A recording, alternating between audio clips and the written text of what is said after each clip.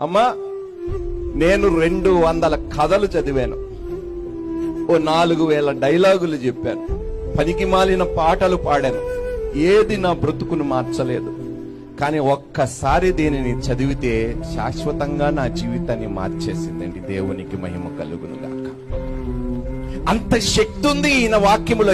ఎందుకంటే ఆది యందు వాక్యము ఉండెను, వాక్యము దేవుని యొద్ద ఉండెను, వాక్యము దేవుడై ఉండెను. ఈరోజు అదే వాక్యము మన నోట దేవుడు ఉంచాడండి. అది పలకమంటున్నాడు దేవుడు. నువ్వు నోరు బాగుగా తెరువు, నేను దానినే. మనం దేనికోసం తెరుతున్నామండి నోర్లు? పనికి మాలిన పనుల కోసం, పనికి మాలిన మాటల కోసం.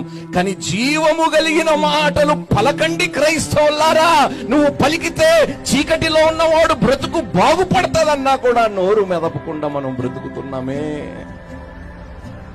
ఒక్కసారి ఆలోచించండి ప్రియ సంఘమా, మనం చేస్తున్నది కరెక్టేనా? మనం చేస్తుంది కరెక్టేనా? మౌనంగా ఉండటం వలన క్రైస్తవ్యానికి లాభమా నష్టమా? చెప్పండి. మంచి చెయ్యటము తెలిసి కూడా చెయ్యకపోవటము పాపము.